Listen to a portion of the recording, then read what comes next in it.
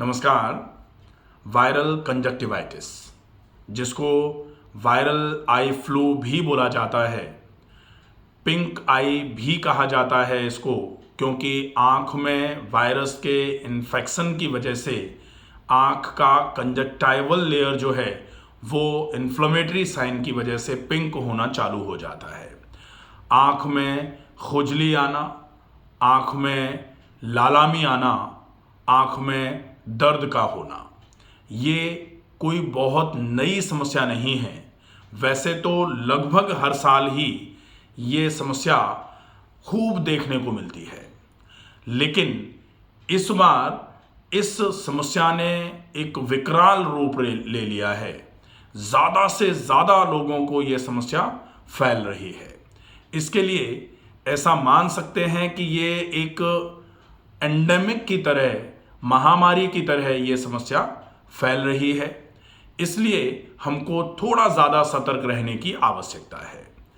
Viral flu, या इसका पूरा नाम अगर वायरल आई फ्लू बोला जाए, या फिर आई फ्लू जिसको बोलते हैं, वायरल कंजक्टिवाइटिस जिसको बोला जाता है, ये क्यों हो जाती है, इसके होने में सहायक फैक्टर्स कौन से हैं, अगर ये हो जाए तो आपको क्या क्या सावधानियां रखनी चाहिए, और अगर ये अभी नहीं हुई है, चूंकि फैलता हुआ इन्फेक्शन है, लगभग हर तीसरे चौथे व्यक्ति को ये समस्या पाई जा रही है।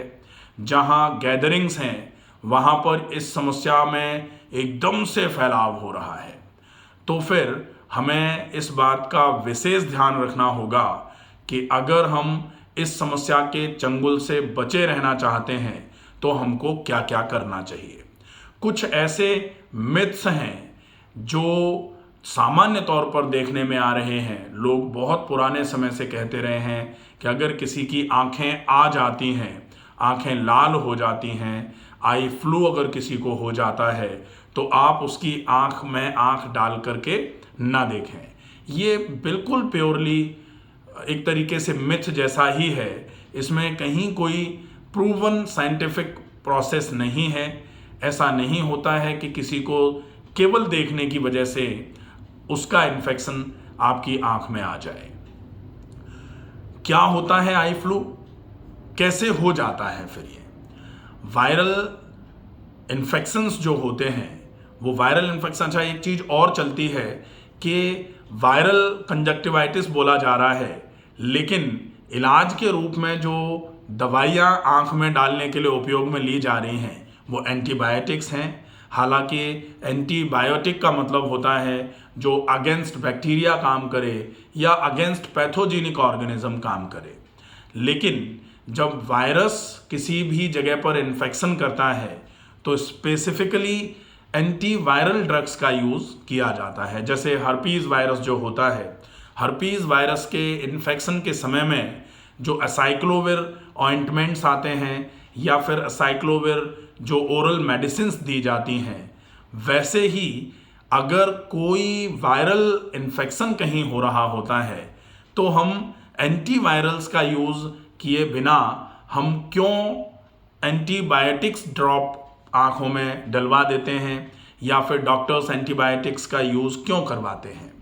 सामान्य तौर पर एक चीज़ देखने में आती है कि अगर हमारी आँखों में इस तरीके की कोई समस्या आई, आँखें लाल हुई, आँखों में एकदम से जलन हुई, आँखें एकदम से दुखना शुरू हो गई, तो हम तुरंत ही मेडिकल स्टोर पर जाते हैं, या हमारे जो जानकारी में कोई फिजिशियन होते हैं, कोई डॉक्टर होते हैं, हम उनको फ़ोन पर बात करते हैं उनसे, और उनसे बात करने के बाद फिर हम मेडिकल स्टोर पर जाके जो बोलते हैं कि आँखों की कोई ड्रॉप दे दें, और आँखों की ड्रॉप के रूप में जो हमको दिया जाता है, या सामान्य तौर पर जो मेडिकल स्टोर पर सर्कुलेशन होता है आई ड्रॉप्स का, वो सामान्य तौर पर कोई भी एंटीबायोटिक जो आई ड्रॉप्स होते हैं, जिसमें सिप्लॉक्स, सिप्रोफ्लॉक्सेसिन जिसमें आता है, या मॉक्सिफ्लॉक्सेसिन जिसमें आता है, वो एक तो एंटीबायोटिक हो गया। इसके साथ में डेक्सामेथासोन भी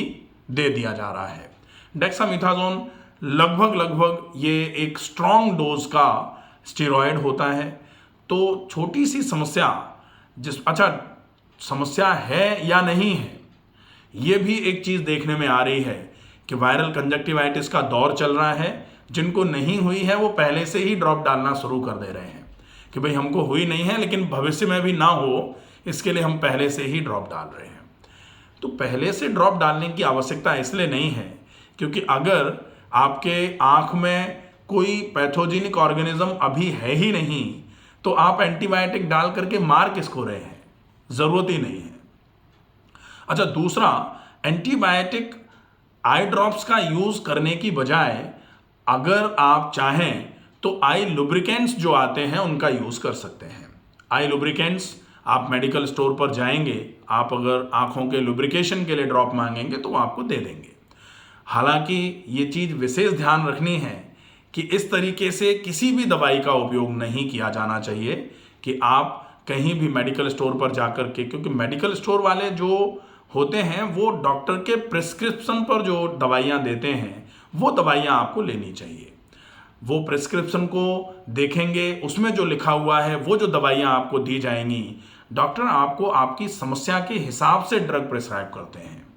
तो वैसे तो आपको अपनी समस्या के लिए डॉक्टर से स्पेसिफिकली कंसल्ट करना चाहिए, लेकिन चूंकि ये एंडेमिक का दौर है और इस समय में जो दवाइयाँ कॉमनली यूज़ की जा रही हैं वो आप देख सकते हैं। तो अगर आपकी आंख में लालामी आ रही है या आपकी आंख में जलन हो रही है, लगातार आपकी आंख से आंसू गिर रहे हैं, ऐसे समय में आप आई लुब्रिकेंट्स का यूज़ कर सकते हैं। और अगर आंख लाल हो गई है तो फिर आप कोई भी सिंपल एंटीबायोटिक जो होता है जिसमें केवल सिप्रोफ्लॉक्सासिन सिप्लॉक्स ड्रॉप जो आती है वो, या फिर मॉक्सीफ्लॉक्सासिन जो आती है अकेली मॉक्सीफ्लॉक्सासिन, वो ड्रॉप आप दिन में 2 बार एक एक ड्रॉप आंखों में डाल सकते हैं। हालांकि ये भी आप तब डालें जब आपकी आंख में लालामी आ जाए, आंख में दर्द हो और आंख में से लगातार पानी अगर बह रहा है, आपको लग रहा है कि ये वायरल कंजक्टिवाइटिस जैसा ही है, तो फिर आप इसमें ये ड्रॉप डालें।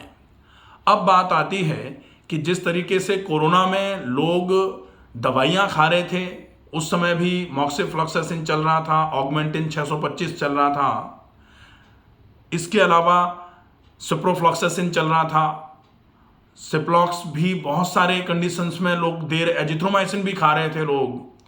ये सारे के सारे ड्रग जो थे ये एंटी बैक्टीरियल ड्रग माने जाते हैं, एंटीबायोटिक ड्रग माने जाते हैं जो अगेंस्ट बैक्टीरिया काम करते हैं। लेकिन चूंकि हम आंख की समस्या को कह ही वायरल कंजक्टिवाइटिस रहे हैं, तो वायरल कंजक्टिवाइटिस के केस में हम ये ड्रॉप्स क्यों दिलवा रहे हैं, डॉक्टर्स इन ड्रॉप्स को क्यों आपको प्रिस्क्राइब कर रहे हैं। अगर हम बहुत प्रॉपर तरीके से देखें तो ये समझ में आता है कि जिस तरीके से आपके फेफड़ों में जो वायरल जो अपना अभी कोविड जो प्रॉब्लम थी, कोविड की प्रॉब्लम में जो कोविड के लिए रेस्पॉन्सिबल वायरस था, वो वायरस आपको इन्फेक्शन कर रहा था आपके फेफड़ों में, उसकी वजह से आपको बीमारी हो रही थी, परेशानी हो रही थी। लेकिन उस बीमारी के लिए आपके पास जब तक कोई स्पेसिफिक ड्रग नहीं था तब तक आप जनरल एंटीबायोटिक्स दे रहे थे। डॉक्टर्स एंटीबायोटिक के रूप में जनरल एंटीबायोटिक्स का उपयोग कर रहे थे और वो इसलिए कर रहे थे कि वायरस के इन्फेक्शन के चक्कर में जो स्पेसिफिक ऑर्गन है वो थोड़ा सा कमज़ोर पड़ रहा था और कमज़ोर पड़ते हुए उस ऑर्गन पर कहीं कोई सेकेंडरी इन्फेक्शन ना हो जाए। तो वायरल कंजक्टिवाइटिस तो आंख में है, लेकिन वायरल कंजक्टिवाइटिस के चक्कर में आंख की डिफेंस मैकेनिज्म जो होती है वो थोड़ी वीक हो जाती है, और थोड़ी वीक अगर हो जाती है डिफेंस मैकेनिज्म, ऐसे समय में अगर कोई बैक्टीरिया इन्फेक्शन कर देगा आंख में तो वो आंख के लिए बड़ी समस्या हो जाएगी। इसलिए आप ये ड्रॉप्स का यूज़ कर सकते हैं ताकि कोई सेकेंडरी इन्फेक्शन ना पनप पाए। ये तो हो जाती है बात कि आप ये क्या करें। अब आप देखें कि इस वायरल कंजक्टिवाइटिस के फैलने में किस तरीके से आपके जो रूटीन के काम हैं वो आप इस इन्फेक्शन की हेल्प कर रहे हैं। आप देखें कि जिसको वायरल कंजक्टिवाइटिस हुआ, ऐसा मान लिया जाए कि घर में 5 लोग हैं, अगर एक व्यक्ति को वायरल कंजक्टिवाइटिस हुआ तो बाकी के 4 लोग हाई रिस्क पर आ जाते हैं कि इनको भी वायरल कंजक्टिवाइटिस होने के चांसेस थोड़े ज़्यादा हो गए हैं। क्यों हो गए हैं? क्योंकि ये वायरस जो है, ये जो फैलने का काम करेगा, ये कैसे करेगा? ये सामान्य तौर पर फोमाइट्स के माध्यम से फैलता है। फोमाइट्स का मतलब होता है कि मान लेते हैं किसी एक व्यक्ति को आंख में ये इन्फेक्शन हुआ है और वो व्यक्ति अगर पूरे तरीके से जो रूटीन का ध्यान है, जो प्रोटोकॉल है, उसका फॉलोअप नहीं कर रहा है, हाथ इस तरीके से आंख पर लगाया और हाथ आंख पर लगाने के बाद ऐसे करके यहाँ पहुँच दिया, इस टी शर्ट को उतार करके हमने जहाँ बाकी के कपड़े रखे थे उन कपड़ों में रख दिया, तो यहाँ जो इन्फेक्शन था वो इन्फेक्शन ट्रांसफ़र हो जाएगा बाकी के कपड़ों में, और वहाँ से कपड़े को उतार करके अगर किसी ने पहना और उस कपड़े पर हाथ लगा करके अगर किसी ने वो हाथ अपनी आंख पर लगा लिया तो डायरेक्ट आंख से हाथ दूसरे की आंख पर नहीं लगाया, लेकिन जो वायरस है वो इस तरीके से यहाँ से वहाँ और वहाँ से उनके शरीर पर, उनके शरीर से हाथ उंगली पर और उंगली से आंख पर, इस तरीके से ट्रेवल कर सकता है। इसलिए अगर किसी को भी ये वायरल कंजक्टिवाइटिस की प्रॉब्लम हो रही है घर में, तो फिर जो आइसोलेशन है, आप बिल्कुल ठीक वही समय याद करिए जो कोविड का समय था।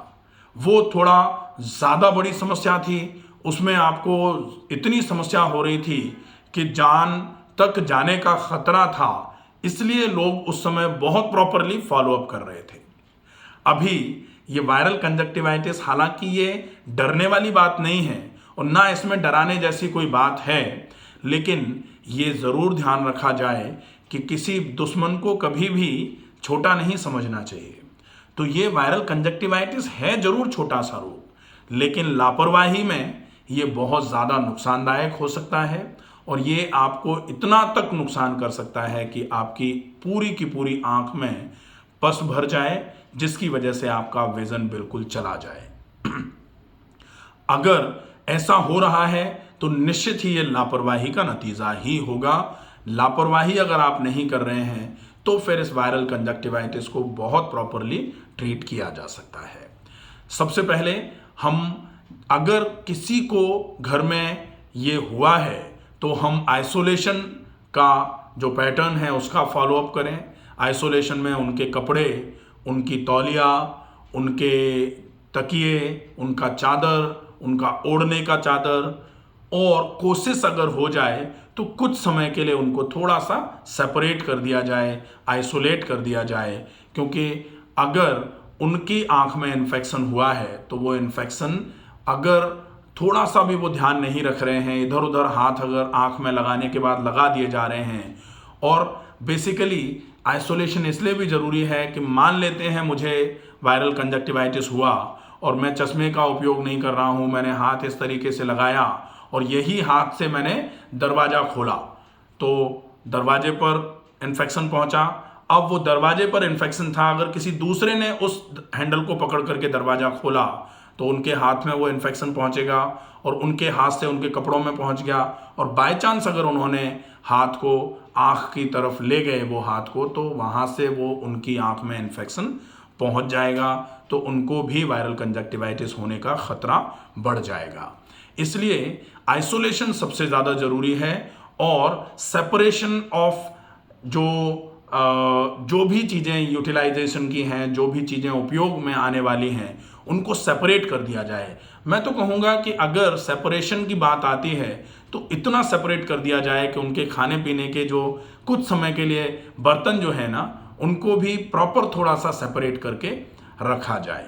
उससे क्या होगा, ये कोई छुआछूत वाला ऐसा वाला नहीं है, लेकिन चूंकि समय ऐसा है और अगर घर में 4 लोग हैं, 4 में से एक को हो गया है, बाकी 3 में से अगर कोई एक बुजुर्ग है, तो उनके लिए सबसे ज़्यादा प्रोटेक्शन की ज़रूरत है, क्योंकि बुज़ुर्ग लोगों की इम्यूनिटी थोड़ी सी कमज़ोर होती है और कमज़ोर इम्यूनिटी के चक्कर में उनको ये इन्फेक्शन बहुत जल्दी लग सकता है। इसलिए उनको बिल्कुल सेफली रखा जाए। उनको ये विशेष ध्यान रखना है कि चाहे वायरल कंजक्टिवाइटिस उनको हुई है या नहीं हुई है, वो अपनी आँख पर चश्मा लगा करके ज़रूर रखें, और 0 नंबर का चश्मा लगा सकते हैं। ये अगर चश्मा लगाकर रखा जाएगा तो इससे क्या होगा कि बाय चांस अगर उनके हाथ तक इन्फेक्शन पहुंचता भी है तो, और वो हाथ अगर मान लो आंख तक ले भी जा रहे हैं, तो चश्मे पर हाथ टच करेंगे, आंख पर नहीं जाएगा, तो उनकी आंख का प्रोटेक्शन हो जाएगा। ये बहुत अच्छा रहेगा।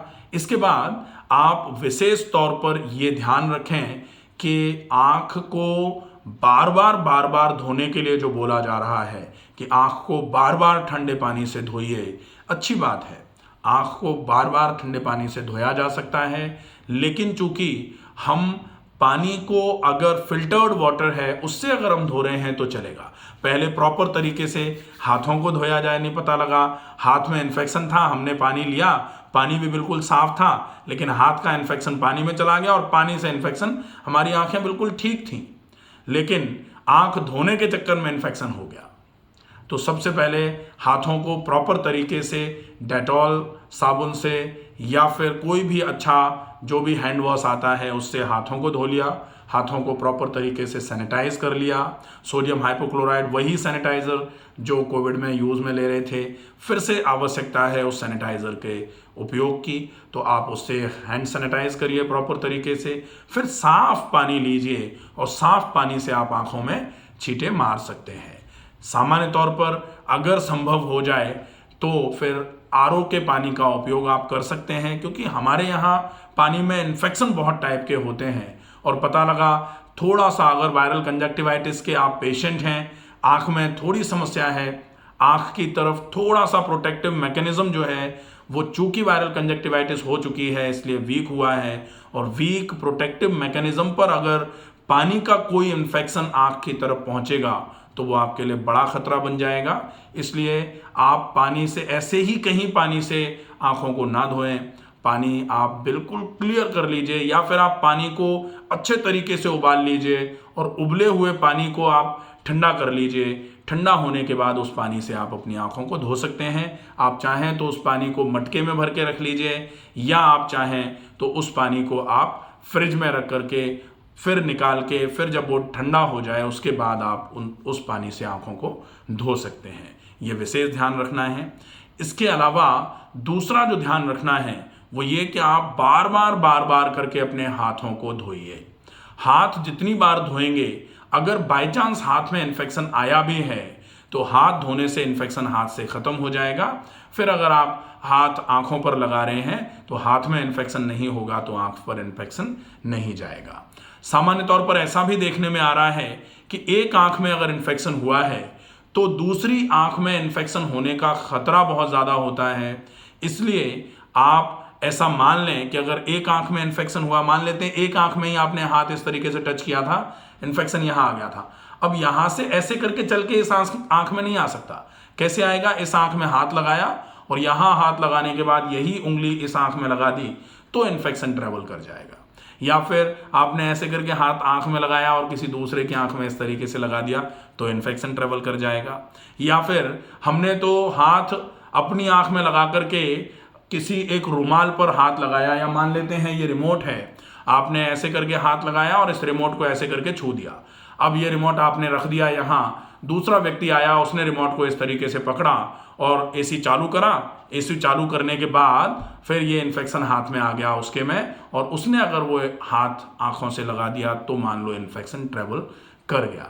इसलिए ये विशेष ध्यान रखना है कि आप अब किसी को अगर वायरल कंजक्टिवाइटिस हो गया है, आई फ्लू हो गया है, तो वो अपने किसी भी सामान को किसी दूसरे को टच ना करने दें, और कोशिश ये हो कि वो जो भी सामान टच कर रहे हैं उसका प्रॉपर सैनिटाइजेशन हो। आँख पर जिसको कंजक्टिवाइटिस हो गया है वो बिल्कुल चश्मा लगा करके रखें ताकि वहाँ से हाथ में इन्फेक्शन आए ही नहीं, ताकि हाथ से इन्फेक्शन कहीं दूसरी जगह फैले नहीं। 3 से 4 दिन कम से कम लग रहे हैं इसको ठीक होने में। आप प्रॉपर आई लुब्रिकेशन का यूज़ करिए। आप अगर चाहें तो मॉक्सिफ्लॉक्सासिन या सिप्रोफ्लॉक्सासिन आई ड्रॉप जो आती है सिंपल वाली, उसका यूज़ कर सकते हैं। अगर मान लेते हैं कि आपकी आंख में थोड़ा सा सेकेंडरी इन्फेक्शन भी हो गया है और सेकेंडरी इन्फेक्शन होने की वजह से आंख से कचरा निकल रहा है या सफ़ेद सफ़ेद कुछ ऐसा चिपचिपा सा पदार्थ निकलना चालू हुआ है, ऐसी कंडीशन में आपको एंटीबायोटिक के साथ में कुछ माइल्ड से स्टेरॉयड ड्रग्स भी आते हैं, वो आप फिर प्रॉपर तरीके से कंसल्ट करके उसका यूज़ कर सकते हैं। दूसरी चीज़ जो आपको ध्यान में रखनी है वो ये कि आप कोशिश करके दिन में 2 से 3 बार गुलाब जल अपनी आंखों में डाल सकते हैं। ठंडे पानी से आंखों को धो सकते हैं, लेकिन पानी बिल्कुल साफ होना चाहिए। बिल्कुल साफ कॉटन का कपड़ा, उसमें थोड़ी सी बर्फ लगा करके आप आंखों पर इस तरीके से सिकाई कर सकते हैं दोनों तरफ। लेकिन ये जरूर ध्यान रखना है कि आप अगर कपड़े से, एक चीज़ और आती है कि रुमाल का उपयोग अगर आप कर रहे हैं तो डेफिनेटली रुमाल का उपयोग, आपकी दोनों आंखें अगर आई हुई हैं, दोनों आंखों में कंजक्टिवाइटिस हो रखा है, आप रुमाल का उपयोग ऐसे करके फिर आप पलट लीजिए, दूसरी तरफ साफ कर लीजिए और उसके बाद वो रुमाल धुलेगा ही। अगर आपने इस रुमाल को रख लिया और इसी रुमाल से आप दोबारा से आंखें साफ करेंगे तो इन्फेक्शन आपका लगातार बढ़ता रहेगा, वो प्रॉब्लम हो जाएगी। इसलिए आप या तो टिश्यू पेपर का यूज़ करिए या कोशिश अगर हो जाए तो आई वॉश के लिए आई वाइप्स जो आते हैं उनका यूज़ आप कर सकते हैं, या जो वाइप्स आते हैं जो स्टेलाइज वाइप्स होते हैं उनका यूज़ आप आँखों को पोंछने के लिए, आँखों को साफ करने के लिए कर सकते हैं। कॉटन के कपड़े का यूज़ बहुत अच्छा होगा, लेकिन कॉटन का कपड़ा एक बार यूज़ करने के बाद आपको धोना पड़ेगा। आप 4-5 रुमाल रखें, एक बार आपने आँखों को अच्छे तरीके से पोंछ लिया, उसके बाद उसको धो दिया, दूसरा रुमाल आप दूसरी बार पोंछने के लिए उपयोग में अगर लेंगे तो अच्छा रहेगा। आप जो भी रुमाल यूज़ कर रहे हैं वो रुमाल किसी दूसरे को ना दिया जाए। आप जिस तौलिया का उपयोग कर रहे हैं वो तौलिया किसी को ना दिया जाए। आपके कपड़े कोई ना पहने, ये ज़रूर ध्यान रखना है। या फिर जिसको वायरल कंजक्टिवाइटिस हो गया है उसके उपयोग के सारे सामान कुछ समय के लिए थोड़े दूर कर दिए जाएं, ताकि वो इन्फेक्शन, क्योंकि यहाँ भावनात्मक जो जुड़ाव होता है कि किसी के घर में मान लेते हैं किसी बच्चे को ही वायरल कंजक्टिवाइटिस हो गया है, अब भावनात्मक जुड़ाव है, बच्चे को अकेले कैसे सुलाएंगे। इन्फेक्शन की बात है, इन्फेक्शन ये भावनात्मक जुड़ाव नहीं देखेगा। बच्चा साथ में है लेकिन थोड़ा सा आइसोलेशन की ज़रूरत है। अगर इतना आइसोलेशन आपको ऐसा लग रहा है कि नहीं करना है तो कम से कम उसके तकिए का कवर रोज साफ होना चाहिए। तकिए के कवर को रोज धोना है, ये ज़रूर ध्यान रखना है। उसके चादर जो वो ओढ़ता है उसको ज़रूर धोना है। उसके कपड़े रोज अच्छे तरीके से धुले जाएं, और जो रुमाल वो आँख को पोंछने के लिए काम में लेते हैं वो रुमाल प्रॉपर तरीके से धोए जाएं। उसके बाद उन रुमालों को प्रॉपर तरीके से स्टरलाइज किया जाए, धूप में डाल के सुखाया जाए, ताकि ये इन्फेक्शन फैलने से बचे। अगर ये इन्फेक्शन आपको नहीं हुआ है तो आप ये सारी चीज़ें करके इन्फेक्शन से बचे रह सकते हैं। और अगर इन्फेक्शन हो गया है तो कुछ सिंपल एंटीबायोटिक आई ड्रॉप्स के साथ में आँखों का हाइजीन मेंटेन करने का काम अगर आप कर लेते हैं तो धीरे धीरे करके ये समस्या आपकी बिल्कुल ख़त्म हो जाएगी। अगर वायरल कंजक्टिवाइटिस या आई फ्लू से संबंधित कोई और समस्या आपको लग रही है तो आप कमेंट बॉक्स में लिख करके अपनी समस्या को पूछ सकते हैं। आशा है ये वीडियो वायरल कंजक्टिवाइटिस से रिलेटेड जो था, इससे आपको वायरल कंजक्टिवाइटिस से रिलेटेड सारी जानकारी मिली होगी। ज़्यादा से ज़्यादा इस वीडियो को शेयर करिए ताकि इस समस्या से लोग बचे रहें, इस समस्या के भय से लोग मुक्त हो जाएं। बहुत सारे लोग बड़े भय में हैं, क्या होगा, आँख की रोशनी तो नहीं चली जाएगी, कहीं कोई और दिक्कत तो नहीं आ जाएगी। तो ऐसा नहीं है, प्रॉपर तरीके से ध्यान रखा जाएगा तो कोई समस्या नहीं है। ध्यान रखने की आवश्यकता ज़रूर है। आप प्रॉपर तरीके से फॉलो करिए, वीडियो को ज़्यादा से ज़्यादा लोगों तक पहुंचाइए। स्वस्थ रहिए, सुरक्षित रहिए। धन्यवाद।